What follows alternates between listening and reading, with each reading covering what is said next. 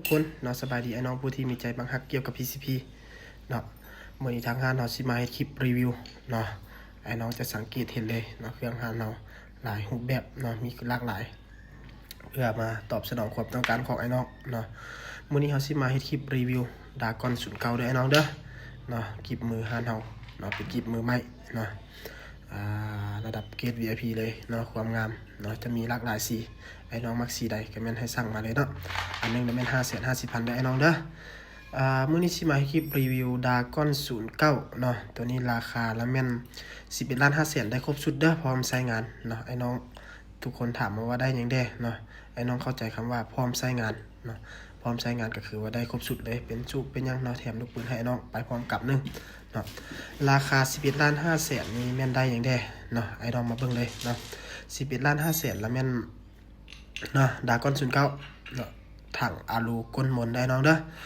วาล์วเป็นวาล์วซิกเก็ตหรือว่าวาล์วกอริเก็ตนั่นแหละเนาะเก็บเสียงเป็นเกมเต็กสีดำเนาะเกมเต็กสีดำลำแล้วมันลำ HW ได้น้องเด้อตัวนี้เด้อลำ HW มี12เกลียวเนาะเหมาะสำหรับไอ้น้องเห็นบ่เข้าป่าเนาะขึ้นนกยิงมากไม้ขึ้นภูยิงนกกินไม้เลยเนาะไอ้น้องจะสังเกตส่วนหลายห้านเขาจะเน้นลำสั้นเนาะเน้นลำสั้นแต่ว่าคุณภาพเขาให้รับประกันเนาะให้ซ้ำกับลำยาวเลยเนาะคือจังไอ้น้องผู้ที่ฮู้เลยเนาะถ้าไอ้น้องคนใดได้ลงลึกเกี่ยวกับ PCP จะเข้าใจเลยว่าสั้นยาวบ่สำคัญเท่าคุณภาพและก็มาตรฐานถึงลำชิ้นยาวเม็ดนึงก็ตามเนาะถ้าเกี่ยวบ่ได้มาตรฐานกลุ่มกับบ่ได้คือกันเนาะตามนี้เลยเนาะเว้าคร่าวๆให้น้องเข้าใจเนาะส่วนองค์ประกอบอีหยังต่างๆก็ตามนั้นเลยได้ไอ้น้องเด้อกล้องรับเป็นกล้อง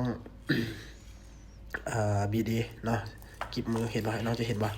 เนาะมาเบ้าที่1เนาะจะเป็นคลิปมือสีบัวเนาะไอ้น้องมักสีใดก็แม่นให้ทักมาเลยเนาะจะประกอบเราจะประกอบเป็นแบบนี้เลยเนาะบอกที่2ก็จะเป็นสีเขียวสีเหลืองเนาะสีทะเลแล้วก็สีแดงเนาะตามนั้นเลยเนาะ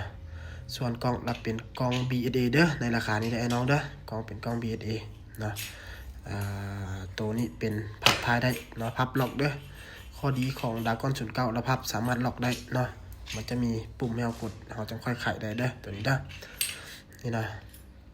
ไอ้น้องเบิ่งตามรูปภาพนี้เลยนะจะเห็นถึงความหลากหลายนะความงามนะ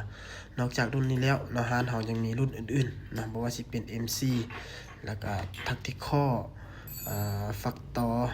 นะท็อป A M3 หรือว่า Terminator เนาะนอกจากดากอน09ไปแล้วเนาะส่วนไอ้น้องคนใดสนใจรุ่นใดก็แม่นให้ทักมาฮานเฮามีครบเนาะมีครบเครื่องบริการให้ไอ้น้องนะมีพร้อมบริการไอ้น้องขายทั้งเป็นเบาะแล้วก็ขายอะไรให้ไอ้น้องเด้อไอ้น้องคนใดสนใจก็แม่นให้ทักมาตามเบอร์โทร WhatsApp เนาะ